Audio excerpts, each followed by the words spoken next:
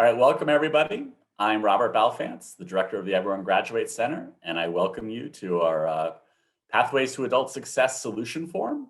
Today we're going to be talking about extending on-track supports to all secondary students in the 2021-2022 school years. We have a great group here today of folks that are doing the work. They're out every day working with schools and districts, trying to find ways to keep all our kids on track to adult success. So we're going to be hearing from the team from the Network for College Success at the University of Chicago, from a team from the core districts in California, and from our friends at American Institute of Research. As always, we have a mixed group on the phone. We have folks from K-12, higher ed, nonprofits, State Department of Ed. So we really encourage you to participate in the chat, to share your ideas and your resources. As many of you are on the call today are also very experienced and very deeply engaged in doing this work. So we really see ourselves as a learning community, just learning from each other. So we want to hear from you.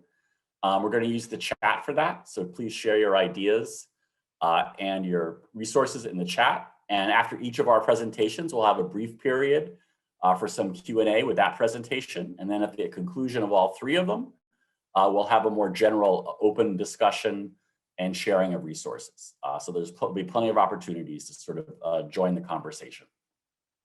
And as always, we'll recording all of this, and we'll send out all the materials in the recording and the resources shared to everyone later this week. All right, let's set up our problem of practice for today, if you will. It's never been so crucial, right, to sort of build pathways to adult success for and with all our students, right? The pandemic has disrupted existing student support and guidance systems. We've all seen some of the very challenging statistics about course failure challenges, declines of enrollment in post-secondary, declines in filling out of financial aid forms, and also this has been much more so for our students of color and our students in low-income families that have been historically underserved in these areas. And uncertainty is the norm, right? Everyone has just learned that's the new normal, is we're uncertain, we're not quite sure where things are going or how they're going to end up or where we are. So more than ever, we need to share and build on existing innovations.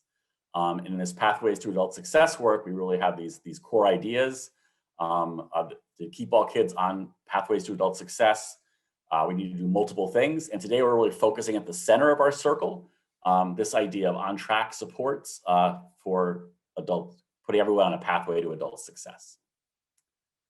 So just to give a little background on this before we get into our presentations, pre-pandemic, the Pathways to Adult Success learning community brought together lots of folks with experience using early warning and on-track systems, many initially designed for high school graduation, but many since expanded to post-secondary supports and success.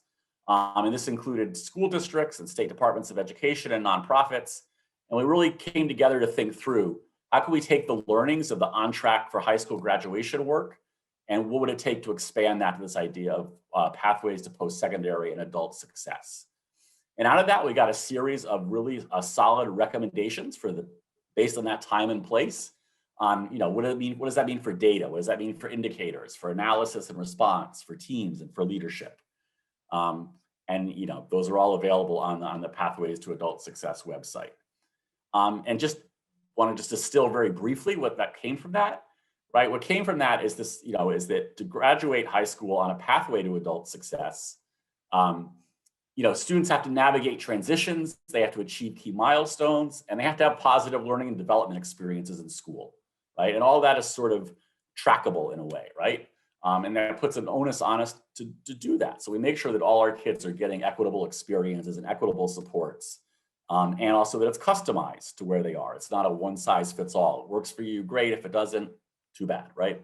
We can't do that, right? We really have to keep working till we find the thing that works for you. This showed that, as we already knew from the high school graduation work, that these progressions can be monitored, and predictive indicators can help us be more proactive than reactive. And that includes things like attendance and behavior, but also like, mindsets and beliefs and social emotional development sort of is in that category. course performance, but also as we think about post-secondary course choice, right? It's not only how you do in your courses, but what courses you're taking. And are we giving equitable access and support to those challenging courses linked to university, state university requirements, and keeping full options open for kids. And also a key finding that it was when you move to post-secondary, you can come every day, you can be focused, you can get good grades, and you can still not make it. Right? If you don't have the right exposures, the right experiences, you're not able to make a good choice, a good match. You're not able to get financial aid. You don't get transition supports. So once we expand this to post-secondary, there's a whole range of things we have to keep track of and keep kids on track beyond sort of just those school outcomes, right? All right. 3 more key ideas, and then we'll get to it. These on-track systems, really are about, there's the data, but there's the people. And the people in the end are more important than the data, right? It's building those teams of adults that know and have connections and relationships with kids, having them monitor these indicators for everybody, then pool their insights, but also talk with the kids to figure out what's the right solution or support for what we're seeing. And then also to think very strategically about what's the best level to focus our effort, right? Sometimes this will be the individual kid, but as often or not, right, it's going to be at the classroom level or the grade level or the school or district level. So really thinking strategically, not just sort of this idea of each individual kid as their own individual solution. Because we know from the data and experience, when you have hundreds of kids in a school in need of support, you can't individually customize for every single kid your supports to meet everyone. And then finally, right, we have to really keep evaluating what we're doing, right? Not just saying, we did this, we did it, was our best, we hope it worked, but really seeing, did it work? And if it didn't work, what's our next plan? And keep going until it works. And then also using that to build our local knowledge, right, of what works in what situation for what kids, right? So that's sort of the critical sort of operating ideas that came out of both the prior work and thinking about the more current work. So that sort of got us to the pandemic, right? And then the pandemic hit. And, we've all lived through it, right? It all upended everything. And, we've had prior solutions forums talking about how early warning on-track systems could be adapted to virtual learning and remote learning environments. And, how do you measure attendance when schooling is virtual? How do you focus on things like belonging and engagement, right? As opposed to just sort of traditional behavior metrics.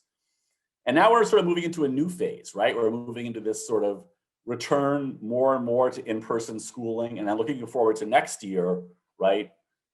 Perhaps more back to a little more, not like it was, it's gonna be very different from what it was, but less this remote world, right? And more back to the face-to-face world, hopefully.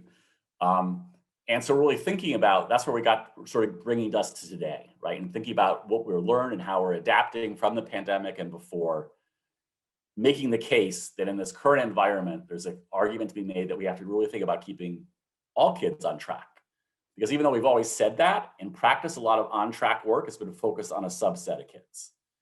And our argument here is because of the pandemic and the response to it, we have to think more broadly, at least is our argument. And 2 reasons for this. One, that everyone experienced the pandemic, but everyone experienced it differently. Even 2 kids in the same family, or even 2 neighbors in the same neighborhood.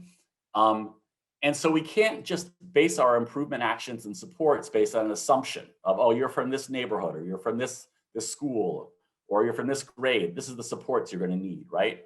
We really need real-time actionable data and student input. And that's going to be true for almost all kids, right? That's the argument. That's what makes the pandemic different this year. And then secondly, this is going to be a really strange year in a way because everyone's almost going to be in a transition year, right? Think of these leaps that are going to happen. Kids that were in 7th grade before the pandemic hit are going to show up as 9th graders without much of a traditional 8th grade experience and perhaps limited 8th to 9th grade transition work, right? 8th graders are suddenly going to show up as 10th graders.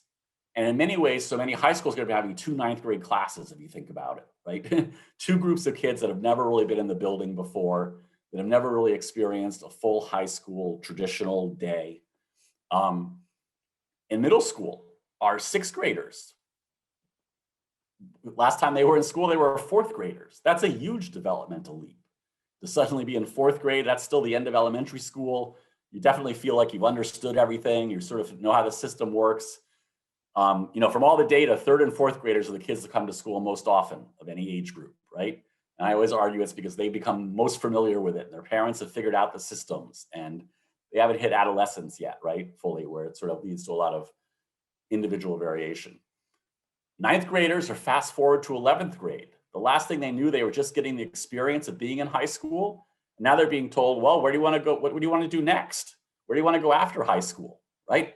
They've barely been in high school. And 10th graders are going to show up as 12th graders. And we know that a number of them will not have earned their full credits during the pandemic and suddenly have a very short window to earn enough credits to graduate while they're figuring out where they want to go and getting all their applications and their forms or looking for apprenticeships or internships or all kinds of stuff. So the point is, right, everyone's going to have a tough transition year, which is going to be a very unique circumstance. All right, 2 more things, we'll get into it. And then, some things we talked about that we generally know from the pandemic, the high school course failure rates. We've heard, many reports that are up, right? That means kids will be behind in credits, right? Pre-pandemic, chronic absenteeism rates were much higher than we appreciate, especially at high schools. Really, with no fanfare and no notice, the most recent data came out in November for 2018. It's the best data we've ever had because it's now required as part of ESSA of all schools. Before the data was collected by the Civil Rights Survey, which was at some level voluntary, whether you turn your data in or not. Now you have to because it's all part of ESSA. And it showed lots and lots of high schools, way too many, where half the kids were chronically absent, right? And that's pre-pandemic, right? And we know that there's a group of kids, right, that sort of had to stop out of school during the pandemic because of connectivity issues, of supporting their siblings, of working to help the family. So there's going to be groups of kids beyond the norm, right, that are going to need supports. And then finally, right, we're just pre-pandemic, we were really getting our heads around this, that as more and more data work has been done on the indicators of post-secondary success, and in this case, 4-year college degrees, and how it's really coming down to like decent grades and challenging classes. But they have to be aligned with the state university system requirements, right? So we don't keep cheating kids by saying, here's a diploma. Oh, by the way, you can't apply to the flagship university because we didn't give you the right classes. So that was a growing issue even before this. So I'm just putting all that together to sort of make my case that I really think we need to consider how we can take this approach for everybody, in particular next year, and what we're learning and ways we might do that. And with that, I'm very excited to turn to our folks doing the work and sharing their solutions. And the first group we're going to hear from are our friends from Chicago, the Network for College Success. We have Sarah, Kareem, Andrea, and Jillian. And I'm going to turn it over to you guys. Thanks, Bob. So I'm going to kick us off. My name's Sarah Howard. I'm the Senior Director of our Partner School Network at the Network for College Success. You'll notice that we have a quote from Margaret Mead on this opening slide because she encourages us to really stay connected to what the current generation in school is experiencing and not get into what could be very tempting habit right now of imposing our generation's experience on them. And we've not been through a pandemic as young people. So it's going to be really, really important to let the students guide us. You can go to the next slide. So NCS operates from a moral imperative to pay the educational debt to Black and Latinx communities. It is our most important driving principle. And we draw on 2 other ways of working to support that imperative. One is that we really focus on the work of adults and building their leadership, focusing on adult learning and building a sense of collective efficacy that they can make a difference for the young people in front of them. And we do that by bringing research to them and helping them translate that research into practice. Because in the busyness of school and the ways that systems operate, we are frequently pulled away from what research tells us will be most impactful. And so we try to keep schools in a very disciplined, laser-like focus on where are the important leverage points to focus on. So NCS is operating from a theory of action that students' experience of high school is what drives their outcomes. When they feel connected, when they feel seen, when they feel valued, that's when they do well. And adolescence is a time of incredible brain growth. It's the second time in life that our brains really expand. So there's such an opportunity for kids to grow, remake themselves. Anything is possible in the transition to high school. And if the adults can see possibility in young people, we can do great things. So our team's going to talk about what we think this all means in practice for returning to in-person school after more than a year of being remote. Next slide. Hi, everyone. I'm Andrea Cortes, post-secondary coach with the Network for College Success. And co-creating the transition back to in-person learning can bring a lot of benefits. Young people have learned so much during remote learning and during the pandemic. They've learned how to restructure their days. They've learned new modes of communication, and they've taken on new responsibilities in their houses. They've also learned a lot about themselves and the world around them, witnessing and experiencing systemic violence and injustices and disregard for Black, Brown, Asian, and Indigenous lives. And so for young people to share those gifts with the adults in their schools, they need to have strong trust with the adults. And developmental relationships, fostering strong developmental relationships is an amazing way of building that trust with young people. And when young people share their experiences and their stories, that student voice, by listening to that, we hear what their wants, their needs are, and we can use that to inform the transition back to in-person learning.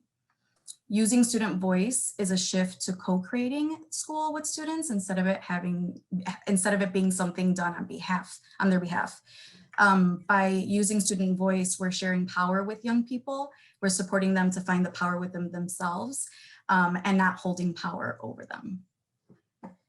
Now, by using the student voice, it's an excellent way to humanize our young people and their experiences. This pandemic has highlighted systems and ways of being that were not working for them or for us. And by using the student voice to inform practice, we can support us to not go back to that business as usual. And the student voice is that real-time actionable data that was mentioned earlier. Next slide, please. Now, what does that mean for post-secondary success? Choosing a post-secondary path is a milestone and a major decision for a young person, and it begins way before 12th grade, which is where we typically think of post-secondary happening. 12th grade is where a lot of the technical pieces happen, the college applications, financial aid, and though that is very important and definitely part of the story of post-sec, it's not the whole thing. By intentionally nurturing developmental relationships with young people starting at the 9th grade and including them as part of the post-secondary planning process, we're creating a holistic experience that centers the values of young people. It supports their identity development and tends to their developmental needs. So if we empower educators to collect and analyze student voice data to identify how our students are experiencing adult-student relationships, we will support educators in utilizing that data to reflect on their practice and identify change ideas that will strengthen developmental relationships with their young people, which will increase student sense of belonging, integrated identity, and likelihood of graduating college and career ready. Adults need to believe in young people. We need to push them to go further. We need to guide them through these new systems. We need to let them also lead in the decision making and inspire them to see different possibilities for their futures. Next slide, please.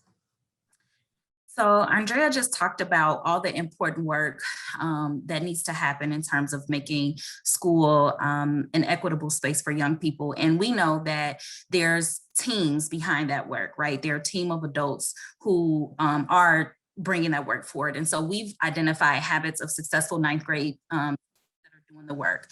One habit of success is just making sure that we're planning to meet students where they are and not where we think they should be or want them to be.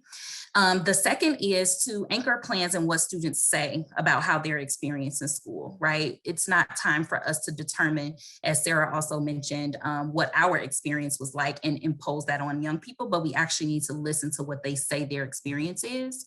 And then also use developmental relationships as a way to welcome students into the planning process. And so one thing I want to underscore here is the importance of inviting and including a variety of different students as it relates to race, gender, learning styles, etc., into the planning, because it's important to have all of their voices and experiences present.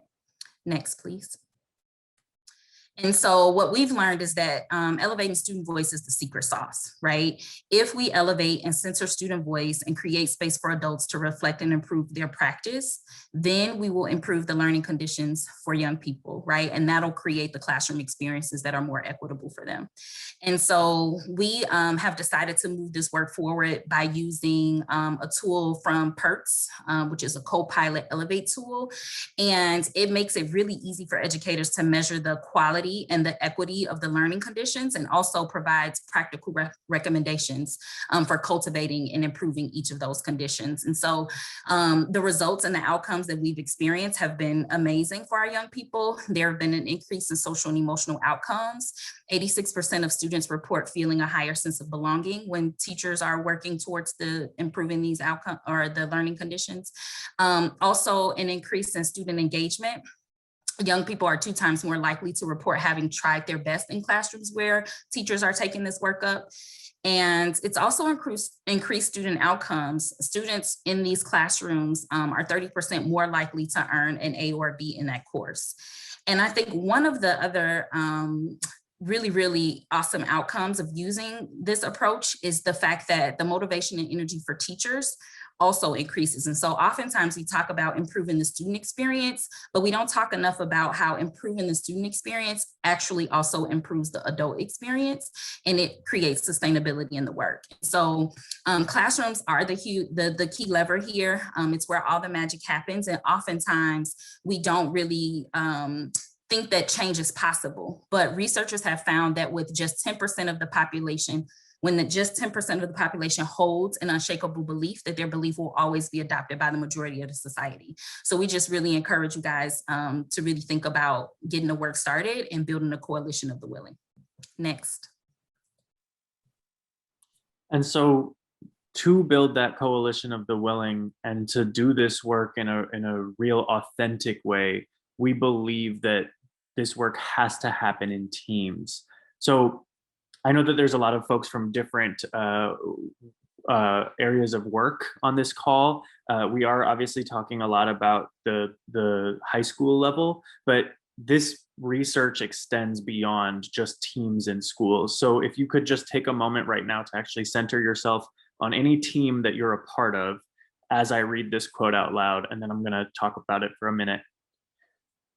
If educators' realities are filtered through the belief that they can do very little to influence student achievement, then it is very likely these beliefs will be manifested in their practice. If, however, teachers share a sense of collective efficacy, research demonstrates it is the greatest factor that impacts student achievement. And so now, what we at the Network for College Success are taking up in this conversation is not just collective efficacy around student achievement, but collective efficacy about the belief that us as adults can influence the way students experience school. And that achievement, as Jillian and Andrea were just pointing out, that experience that we can affect change in will also result in student achievement data that we care about. So we're not ignoring student achievement, but we're saying that where we focus our work as adults, where we focus on our teams is with student experience first. Next slide, please. And so there are a few conditions that are very important for taking this work up on your teams. First, teams have to be a space for learning. I know our colleagues at CORE are going to be talking about this a lot, but we have to be learning. We're not just doing teamwork to bring data in and sort of respond to it. We're learning from one another the entire time. We also have to shift towards understanding student outcome data as a lagging indicator. I kind of talked about this in the previous slide. We're looking at student experience data first. We understand that student achievement data is the outcome of that student experience. We also need to think about data as a tool for improvement, not a tool for accountability. So don't take student experience data, right, and then turn it into a way to monitor which teacher is doing the best because the kids are the happiest in their classroom. We really want this to be a tool for folks to improve on and not something to feel good or bad about. And finally, if you're centering student voice, if you're centering the voices of your Black and brown students, you are centering race. So you have to center race in these conversations. Interrogate your identities and how you show up for young people as you engage in this work. It is not possible to do it without doing that work. We really appreciate you for listening to the work that we're doing, and we really appreciate being here. I believe I'm turning it over to my colleagues at CORE, and we're super excited to hear about what they're working on. Yep. Thank you. Thank you, Kareem. I'm going to jump in here for just a, so if folks have questions or ideas they want to share, please put them in the chat. And I'm just going to ask a two-part question. That's sort of a boring mechanical question after this very invigorating presentation. But you make powerful points about the teachers being able to experience collective efficacy and how powerful that can be, the sense that collectively we can change things that maybe individually we've struggled to believe we could. Just are you able to find ways to get all teachers on teams like that? So is part A, and then part B, student voice, again, incredibly powerful. To what extent is that a sampling of students participating versus like there's many teams where many students are on, just to give it an example. Yeah. I'm going to give it a shot and you guys dive in. Okay. So the answer to the getting teachers on teams, I would say we have two answers to that. One is that we encourage our partner schools to be organized into grade level teams. And that's where a lot of the case management you talked about, Bob, takes place. And we try to encourage them to be more strategic and think about groups of students as opposed to individual students. In a small school, it's easier to get all the 9th grade teachers in a room together. We've seen some cases in bigger schools like 14 to 2,300 students where a representative from a course team comes to the 9th grade team. And then, you know, they are the two-way communication conduit for everybody on their grade level algebra team, for example. So those grade level teams are interacting with course and department teams as well. So in our schools, our teachers are also meeting in those configurations so they can talk about sort of the day-to-day of what's happening in class. And then, so our experience is, yes, we can get everybody on those teams. And it takes some, as Kareem was pointing out, it takes some support of building teacher leadership, right? You can't have one principal or two administrators leading dozens of teacher teams. Teachers have to do that. And we can't just sprinkle fairy dust on them and hope they know how to lead their colleagues. We've got to actually give them some training and support in working together. And then your second question about, say the second question again. Student voice, and to what extent is it sort of a sampling of students versus a larger number? So Jillian and Andrea are actually taking two different approaches to this, where Andrea's team is surveying all of the freshmen in a school, in most of their schools, or in some cases, maybe a sampling of the freshmen, depending on the size of the school, in a less frequent survey. And then the counselors use that to think about what their programming should be. Whereas in Jillian's case, they are, the teacher they're working with is surveying the entire class and more frequently in a shorter survey that they can use as often as every other week. Yeah, okay. Great. Yeah, thank you. That's right. Yeah, right. That's one version of those PERT surveys. What makes them so powerful is you can give them, they just ask a few questions and it sort of changes the surveying dynamic. Many people are used to surveys being like 60 questions long, which you can give once a year. And sort of part of the power of the PERT's design is they're able to show that for just a key idea you're looking at, say teacher caring, right? You could just ask 3 questions to get at that.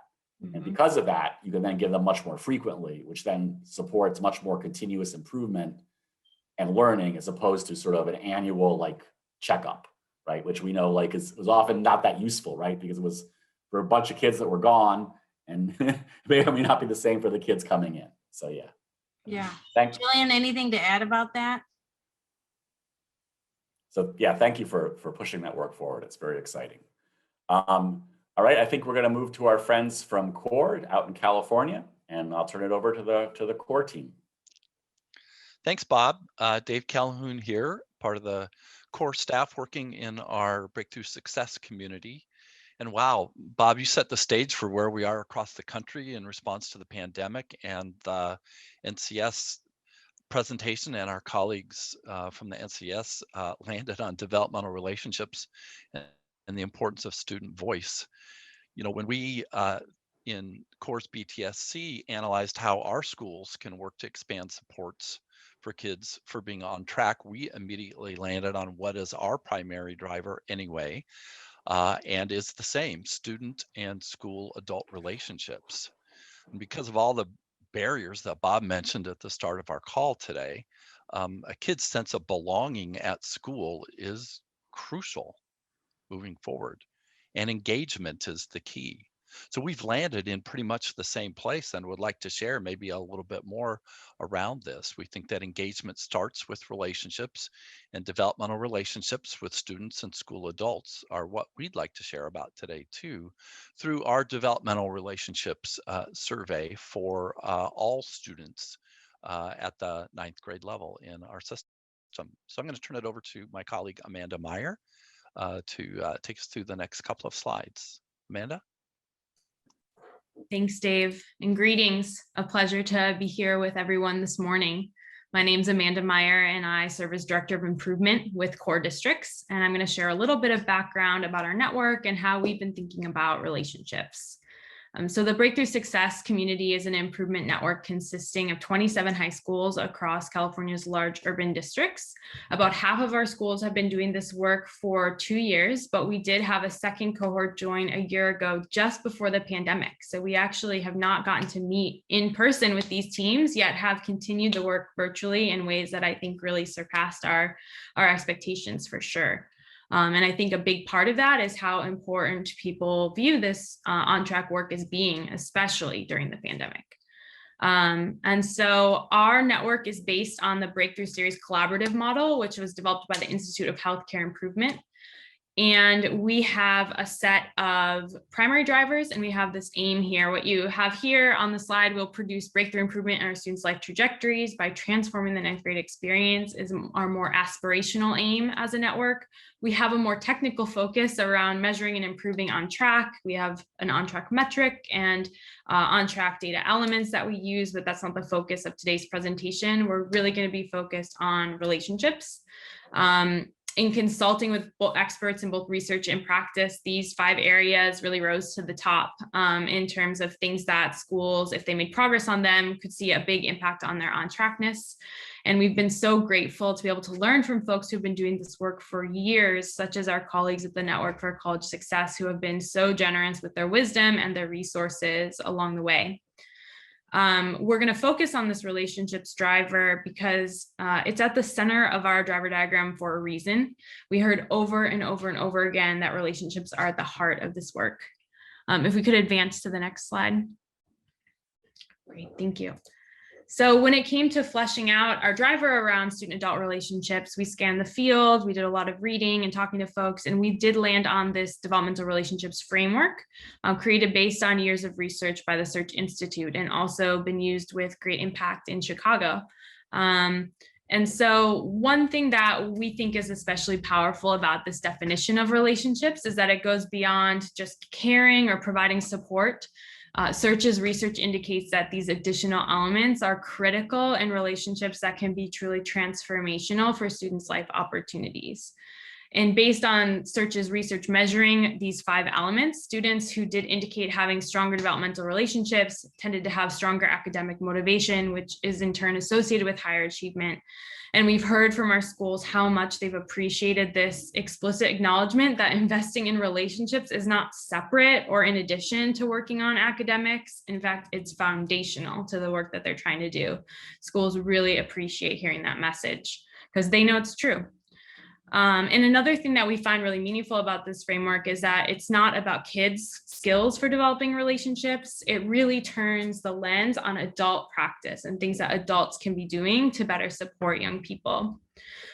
CORE is currently in a partnership with the Search Institute, and we're working together on the design and analysis of the measurement tools that we're using in this work. So some of what we're sharing today is copyrighted content that has come out of that partnership.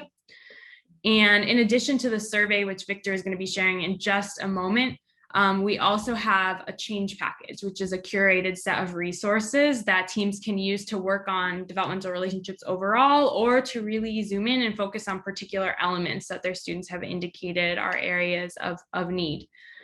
So with that, I'm going to pass it to Victor, who will share a little bit more about the survey and the reports that our teams are able to use to support their work. Thank you, Amanda.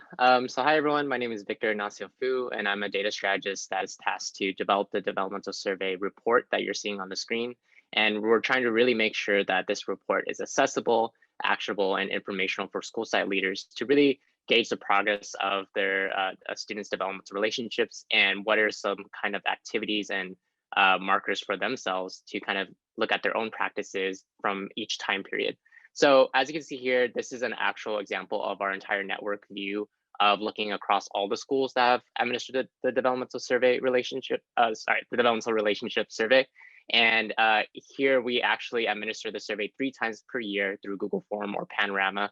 And we also ensure that it is student identifiable. We actually ask if, tell students ahead of time that they are identified, but that's particularly an intentional design choice to ensure that we can coordinate specific activities and strategies. Because one of the things that we're really focused on is, did students' relationship change over time? And it's hard to really gauge that unless we actually know how was their assessed relationship at the beginning of the period. So with that being said, we wanted to ensure that our measures are practical and really services continuous improvement. And one of the factors to make a continuous improvement is to ensure that students were identifiable within the data itself. And after we collect the data, we process it into Tableau reports, as you can see. And here at the very top, you see that students' overall relationship strength and how they compare across time periods. And at the very bottom, you see responses by elements. So across the 5 elements that Amanda already mentioned, we kind of see how the responses differed in strong, moderate, and weak responses. And from there, schools are able to really look at this information. They're able to filter it as well by race, ethnicity, gender, EL status, and so forth, and really be able to understand about what kind of meaningful difference or what kind of meaningful impact have they conducted from each time period. If we can go on to the next slide, please. Also, that was just one slide, but this another view is looking at individual student reports. So we're actually able to really look at how did students individually respond to each question, and whether if there's a specific follow-up that is kind of needed to ensure that we support our students holistically. And so here, school sites are able to toggle between different administrations, between each one if they answered it more than one time, and also to be able to see if their relationships building strategies have actually worked or did not work from one time to another. So for example, if a teacher or a school site were to say, like, let's make sure that we follow up with this specific student and ensure that we are checking in with them, that we are expressing care in these kind of ways, and then we would able to follow back up in the next time period to gauge if that actually worked or didn't work. Secondly, what's really important here is that, as you see on the top, there's open-ended response questions. Those open-ended response questions really help humanize the student voice beyond their overall relationship strength, because it provides a platform for them to really demonstrate what's going on from their own perspective. it's very easy to categorize students to they have a strong, moderate, or weak relationship, but really being able to see from their own words and giving them a student voice to be able to demonstrate what helps build a stronger relationship with them, or what do they recommend to be able, what do they recommend for school sites or teachers to work with them, then that really provides autonomy for students to tell school sites about how should they define the relationship, or how should they increase the relationship strength altogether.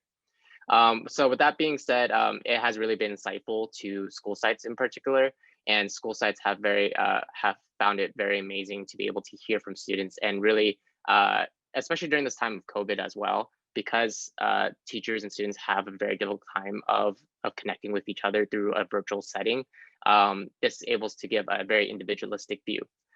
So with this slide and the previous slide, this is just a snapshot of what we're looking at. There are many other visualizations that we try to slice and dice the data in a way that's actionable for school sites as well. But we're going to go into next the protocol of what is it that how school sites are actually using the data and interpreting it, and what the conversations look like. So I'm going to pass it actually back to Amanda. Great. Thanks, Victor. So now that we've shared a glimpse of what the report looks like, and Victor really highlighted a couple of ways that we make this data usable for learning, both having it identifiable by student and having it happen at multiple time points in the year, we wanted to share a little bit more about the structures that we put in place to support this data being used for improvement and not accountability, as NCS mentioned earlier. We provide this data in combination with really intentionally designed quarterly learning sessions and bi-weekly coaching, so that teams are supported to use the data strategically, to look at it with an equity lens, and to discuss it in ways that really surface the collective wisdom of the team. Our teams are composed of adults working with ninth graders from different roles inside and outside of the classroom, and they have different vantage points on what can be done to support students. And so in our mind, our focus is not just on the data we can provide and all the awesome ways we can make it look in Tableau. Really, the true value of this data is in the quality of the conversation that results from adults getting to work with it. And so we design our reports with the intention of sparking these conversations, and we provide lots of structures to support that as well. And so wanted to just close with a couple of quick examples about how school teams have made use of the data. One comes to us from San Pasqual High School in Escondido, north of San Diego. And this team looked at their data, identified students who indicated they had weak relationships with adults, and then developed a one-on-one check-in protocol to use with these students. And they've been testing and refining this check-in process through Plan, Do, Study, Act improvement cycles, really looking at how the check-in can extend beyond simply expressing care to encompassing more elements of the developmental relationships framework. And like many schools in our network, they're hoping that through this work, they can ensure as many students as possible are able to meaningfully connect with at least one caring adult during their ninth grade year. And then another example comes from Castlemont High School in Oakland. In reviewing their survey results from the fall, they saw that the element that had the weakest results was share power. And so that really set them on this path of learning and exploration to see how they could improve students' experience in school. And so they started with some empathy interviews and focus groups in their advisory sections to better understand how students themselves define leadership and what kinds of leadership and power sharing opportunities they'd like to see. And the team was really surprised to find that students strongly expressed that to them, leadership is about standing up in the face of injustice and taking responsibility to make things better in one's own community. And so that insight really helped the team think about how to move forward in this work. They began to develop new opportunities for student leadership, having students help lead activities during their monthly grade level meetings. They set up a virtual field trip for students to hear Angela Davis speak. And so it's been a journey for our teams to be able to see this data and work with it over the course of the year, and to have that inform the strategies and supports that they're providing students. So with that, I think we're going to pause there, and maybe there'll be time for a couple questions. Great, thank you. Again, that was really wonderful and really informative and really exciting work. Please put questions or ideas in the chat, and I'll kick it off. And I have one easy question and one hard question we can all tussle with. So the easy question is, I saw you were showing like October and January results. Do you plan to give it a third time? Do you give it 3-4 times a year? What's the sequence?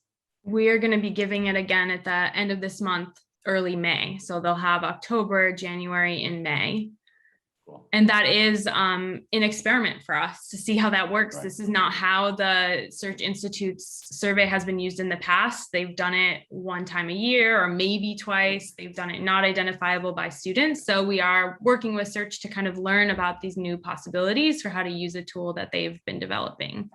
But yeah, And so three times this year. And I'll just Very jump cool. in too to Kareem's question in the chat box. This is one of the things we're very interested in examining. You know, are we able to, and are we improving relationships over time? So this is one of the things that we're experimenting with. So yes, and so here's my hard question. Not hard, but just interesting, I think, for everybody like that's on the thing. So we all, I mean, the power of relationships, absolutely agree. I think everyone is really coming around and behind that. And then beyond that, the idea of developmental relationships as Search and others define them, but which is more than just, I say hi to you, right? It's much more involved than that.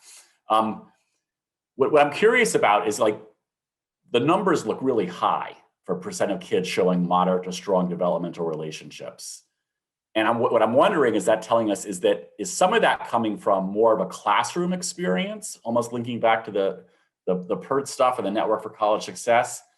How much do you think is classroom versus like really individual relationships?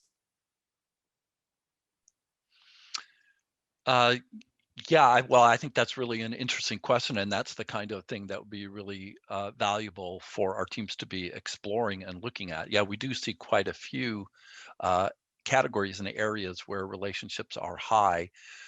We've actually had some teams, though, look at some things like, gosh, here's a set of students that are expressing that they have strong developmental relationships, and yet they have 2 or more D's and F's as of the first semester. So we're really curious about that. We'd like to know a little bit more about, you know, what's creating this kind of situation, or even vice versa. Kids who are saying that they, you know, have moderate or weak developmental relationships that they have, and yet are, you know, doing well or not doing well in their academics. So I think for us, this is really helping us to launch into the arena of just trying to examine at a more detailed level what are the processes that are at work here. Yeah. And something to remember too is that this is what we showed on the screen was across all schools, and this gives us a cycle of inquiry, right? Of we can look into the students, and one of the many interesting things that we find is that we would ask, please name an adult on campus that you have a strong relationship with, or along those lines, and they would actually identify a specific teacher who is actually on these BTSC teams that we are facilitating. And we asked them, what is it that you've been doing that has been working, or why is it that this student particularly identified you? And this kind of gets into a cycle of inquiry of what are the kind of practices that are showing improvement in that sense. And secondly, there has been like students on the opposite end of the weak relationships, where in the free responses, they legitimately just say that like it's very hard to engage with teachers or even know my teacher through Zoom. And so that is a face reality of that this virtual environment is captured within this developmental relationships as well. So it's interesting that once we actually administer this survey again, maybe in the future, once we're actually in person, the results may look very different. So it'll be interesting to see how that kind of plays out. Yeah, I just go forever. Just I think why this work is so important, and just you're going to get such rich data to help answer it, right? Is that, you know, when it gets communicated that, oh, these relationships have to be like, you know, very deep and very personalized, and a teacher has 120 students, right? There's actually very few people have done this that have 120 quality relationships, like anywhere in the world. Like there's a few outliers, but your own 120 people that you have a close relationship with is sort of beyond normal human activity, right? So if in fact some of these can happen where it is truly interpersonal, but it happens in the course of the classroom activity. It doesn't involve like you have to have side conversations or side check-ins. I mean, that will be very informative. And if it's certain groups of kids, right, it vary on their needs. I think it's just incredibly rich. And I know we have to go on, but I did see that Sarah put a question in about what measures folks are using when they try a change idea. What are they using to measure if their change idea is working? And I would say at this point, those measures tend to be locally developed. Like if I'm trying a check-in with a student, I might have some specific things I'm going to collect and reflect on afterwards. And then there might be a longer term way of looking, just a couple months later, the next developmental relationships report will come out. But at the current moment, those more granular measures are being locally developed and supported by the coach. But I think it's definitely a learning edge for us and a place that we could grow in terms of supporting folks to have kind of a bank of measures that they could draw on, potentially something we've been talking about. Great, wonderful. Thank you so much. And now we're going to move on to our friends at AAR. And here are our third presentation. So Jenny. Yeah, thanks. And I just want to do a time check. How much time do we have? We're fine. This was actually scheduled all the way to 3:30. Okay, great. All right. Just wanted to make sure on that because I needed to know what speed to talk at for everybody today. So thanks, everyone. As Bob said, I'm Jenny Scala, and I'm with American Institutes for Research. And I wanted to talk today, if we go to the next slide, more about we have a project that we started recruitment for this impact study in the fall of 2019. And so we quickly had to figure out what we were going to do. And so we switched over to having a pilot year this school year. And so what I want to talk a little bit today about is the process of that, what we've learned from it, how we've taken some of the work that we've historically done and gotten a little bit more granular and built in more opportunities for continuous improvement in it. And then get into some of those lessons and what we're thinking and hearing about, not just from this project, but really starting to think about in assumptions for next year. So you can read the slide. I'm not going to read the slide for you. But one of the things that we are building in for this project this year, so our pilot schools this year are in South Carolina and in Mississippi. We have built in doing stages of concern questionnaire form at least twice a year. We're hoping to do it 3 times a year, but with this year being the year that it's been, we removed one of those because we wanted to remove as many burdens as we could in terms of what staff were facing. And we also have quarterly fidelity checks that are being completed both by school teams, the school champion, as well as our coaches that are providing support to the schools that are participating in the project. So the next slide is just an overview of our process. One of the things that I'd say in listening to what the Network for College Success and CORE just shared, we're all using data in different ways, and we're using data to then really have conversations about the data and ultimately getting to that inclusivity of student voice as well. So this is our implementation process. I can talk more about this at a later time, but I didn't want to focus on this today. I wanted to really dig into the next few slides. So on the next slide are some of the lessons that we've learned from this year. So all of these things have been important in previous years, but in talking with our participating pilot schools and work that we're doing in other districts, these are things that we're hearing from the field of really that we've heard have really been that much more important this year. So making sure that everyone in the school knows all of the available interventions. So many of our schools, across our work, we've had a really big mix of how many schools have continued to be in person and then going to remote when there needed to be quarantining for different cohorts within the school versus still being remote or hybrid, moving into a hybrid approach at this point. And that having that available interventions became that much more important when people weren't able to physically be in the same room together to have meetings and to connect with people. So just knowing what supports exist for students, which is connected to the second one of having that team of adults to champion this work becomes critical, because those are the people that are making sure that we're having conversations based on data and not just thinking about, both qualitative and quantitative data in terms of this year and having check-ins with students. That qualitative data this year became really a big driver, and also quantitative data, but the notion of just kind of, hey, we haven't heard from We're worried about these students, this group of students, this family, students that are in this region within the district for a lot of different reasons. Being able to make sure that there were adults that was their charge, was to really have conversations and make sure that students were getting the supports that they needed. We heard from all of the schools and districts that we worked with about the importance of outside support and coaching.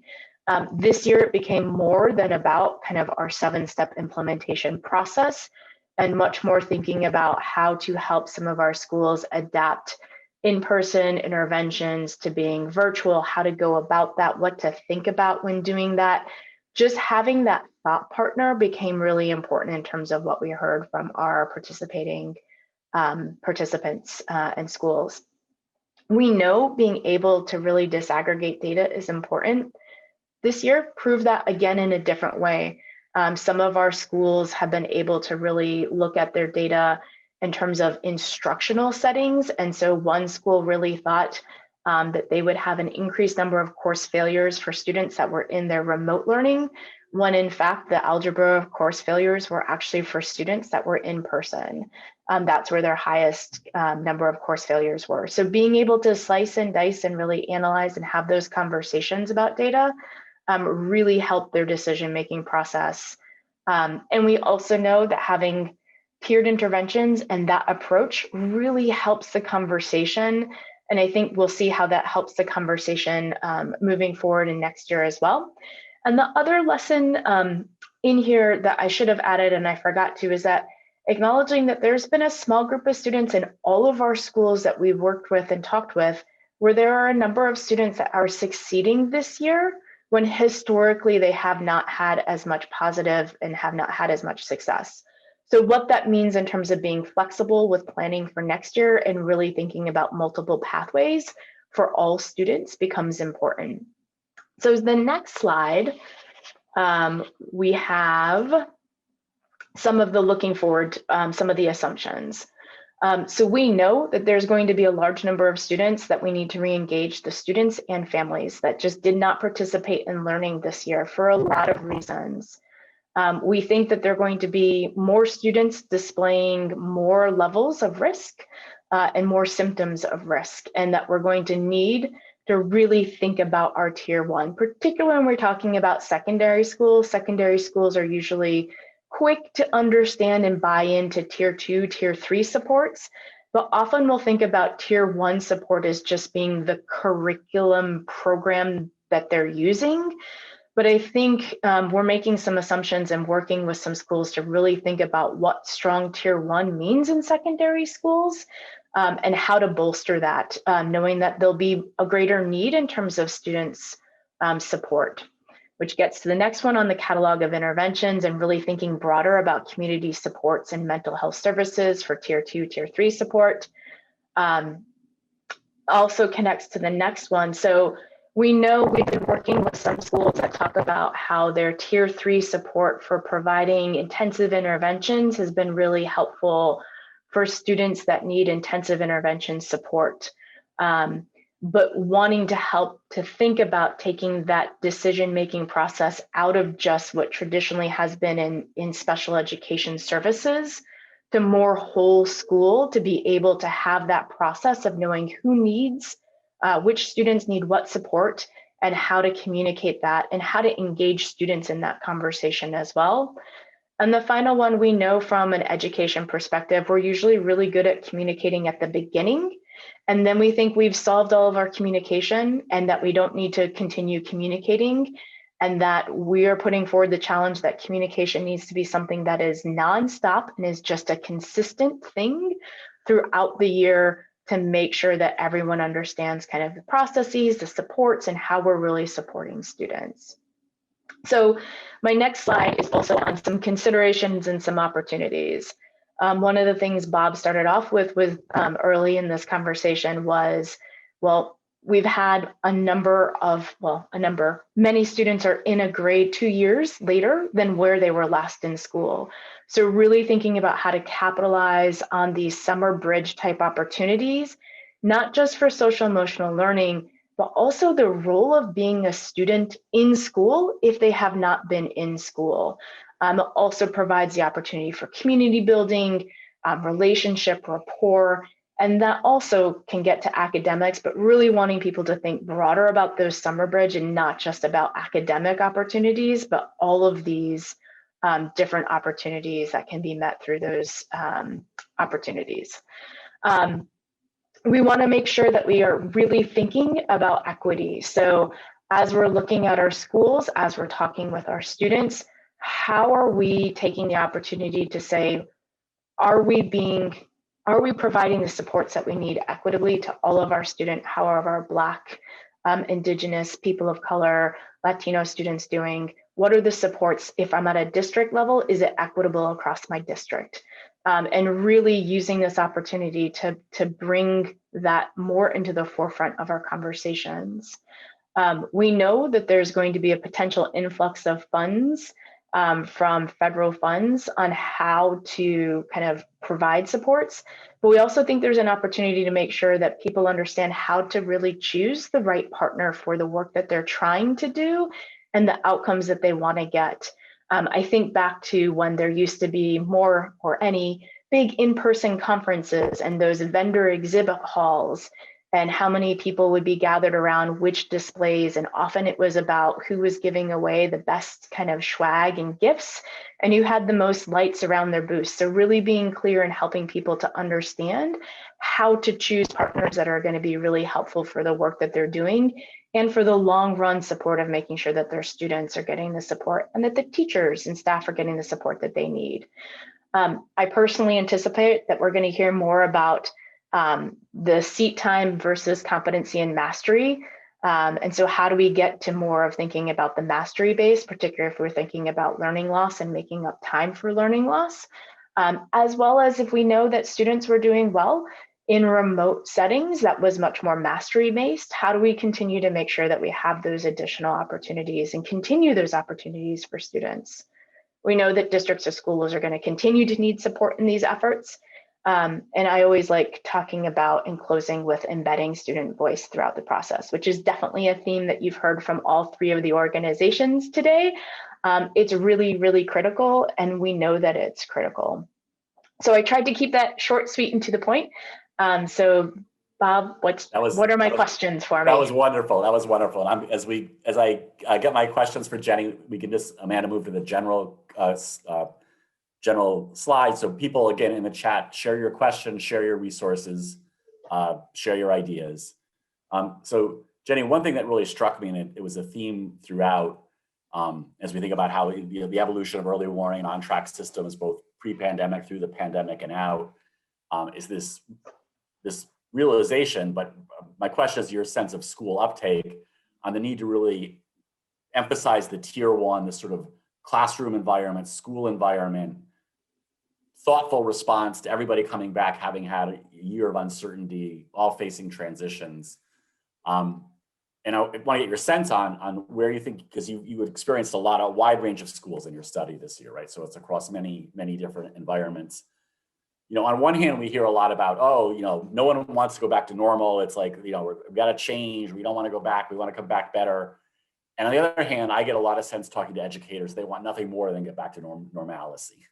That there's actually a huge push towards normalcy, right? Because it's been so unnormal. So what is your sense about, is there an actual opening to get folks to think about how to do sort of school-wide and classroom stuff differently, versus just sort of this desire to, like, I just want to get back to the way it was? I think it is, of course, hard to kind of do broad generalizations, right? I think there are different culture and different contexts where I'm hearing an opening, and I'm hearing an opening, and I'm hearing an opening that I have not heard in the 13, 12 years that I've been doing this work. And so I do think there is some of that opening.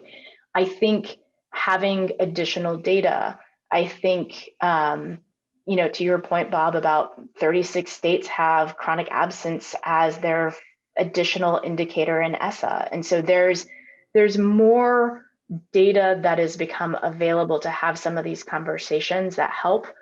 And I think that helps with the entry, particularly for tier one. I think that really, really helps for tier one.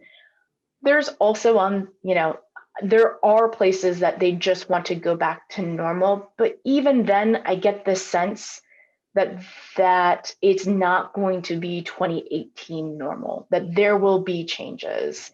And I'm also going to say that's probably my hope infiltered into that as well. But I do think that there is an opening of a door, and the door opening, I would say, really depends on the location. Some places, I think it's a much more wide open, let's do things differently. And other places, it's let's do things slightly differently, but still it's at least a little different. Yeah, I agree. And I do think, I'm hoping that the opening is this idea that, like, you know, everybody experienced the pandemic, but everybody experiences it differently. So you can't know ahead of time what the needs are. You got to get the data, you got to talk to the kids. And if we get them talking to the kids and looking at the data, I think that pushes them more towards these reinforcing an environment for sort of changing what we do as some of our basic things, as opposed to saying, well, these supports are really for the kids that the basic model doesn't work for. So I think that's my ray of hope. We have a good question in the chat that said, I have seen some educators feel overwhelmed by list of interventions. How do we make a set of interventions feel manageable and build schema around which interventions work for which circumstances? Yeah, I think so. I think it's both. So I think it is knowing what the available interventions are, because if I am in my English department, I often might not know what my other opportunities and supports are for students that might not be connected to English. So I might just think about assigning, my writing assistants, or kind of what my English department is aware of for those interventions. And so I think that's where having, again, a team of people really looking at not only the data that might be why the student is displaying symptoms of risk, but then digging deeper and doing some of that root cause work to figure out, is it that the ELA intervention is going to support, or in fact, it's that the student needs a bus pass to get to school on time and something else. And so I think those cross conversations need to happen after additional data has been gathered to make sure that the interventions are really meeting the student's need. But there it just helps to start that conversation of knowing that there are these other available interventions. Great, thank you. All right, I'm gonna, again, keep it open to folks if you have other questions or things to share, but I'm gonna also just add one thought, and then we'll sort of move to closing. So one of the things that strikes me across all of our presentations today, and reminds me of, and those of you that have been to many of our solution forums have heard this, but really one of the bodies of research I sort of stumbled across is this idea of school connectedness, which actually comes from the Center for Disease Control in sort of circa 2010-12, sort of an odd source, but a powerful body of research. And they were able to show that, kids who were connected to school, which is sort of the opposite of being disconnected, were those that had, one or more adults who knew and cared about them as a person. And we heard a fair amount about that today in the chat. Secondly, they have a supportive peer group. And that was a question running in the chat, like, how do we also make sure there's strong peer relationships? Third, that they were involved in some sort of pro-social activity, right? This idea that adolescents actually feel more engaged when they feel they're doing something that helps others. And we often send the signal, it's all about you. It's your future, it's your this, it's your that, it's your, and so, but they often feel most engaged when they feel like they are helping others. And we can imagine all kinds of help necessary, right? Coming out of the pandemic. And finally, that they feel welcome in school, that they belong, that they're welcome for who they are, not and accepted for who they are, not that they have to change to be welcomed. And what I find powerful about that, and I think that ran throughout today, is those are things that again are all tractable. And it may seem like, what's the big deal, tractable, not, but if we can't track it, we can't really get a sense of where we are. And if we don't know where we are, we don't know where we need to go. And we don't know if some kids are being left out or not getting the supports they need. So I take that as some hopeful research too, about it's all about the power of connection there, right? Being connected in different ways. And if you're connected, it turns out that not only is that a very powerful thing for success in school, but it comes pretty close to being the best that we have to like a universal prevention strategy for all kinds of health issues, all kinds of mental health issues, all kinds of avoidance of risky behavior issues. So with that, I want to thank our presenters today. They are all, as you can see, are really at the forefront of trying to figure out how do we support all our students, how do we give all our students the experiences and the ability to learn and to develop their full potential and do ways that are equitable and acknowledge the failings of the past and of the present and use that to build forward and do better. So I really want to thank everybody for the amazing work. And as you heard, that it's very much on the forefront of using new instruments, new approaches, new tools. So stay tuned. There's a lot more to be learned from everyone that presented today, and we will keep sharing it with you as we learn it ourselves. In closing, the Pathways to Adult Success group. For those of you who have been with us before, we know we've often had work groups. We are reorganizing some work groups going forward now that we too are moving a little bit out of just, this is all still be remote and virtual, but in understanding that we're moving towards a day when we can actually get back together again, which will be exciting. We're having one on supporting STL and K-12 and post-secondary education. We're having one on reimagining career education. And we're having one on sort of community post-secondary transition supports, how community supports can be organized and community partners to give kids that series of experiences, exposures, applications, and supports they need to make informed post-secondary choices and the transition supports to get there. So these are actually open to anybody that wants to join our learning community. That's why we're sharing them here. And with that, I'm going to bring us to a close. And again, thank everybody for the amazing work they're doing, and thank everybody who participated today and listened in for the amazing work you're doing. And collectively, we're going to keep working to build pathways to adult success for all our kids. And just really appreciate being with everybody who's really not only hung in there and helped others hang in there in these challenging times, but has pushed our learning forward. So thank you. Be well and onward. Take care.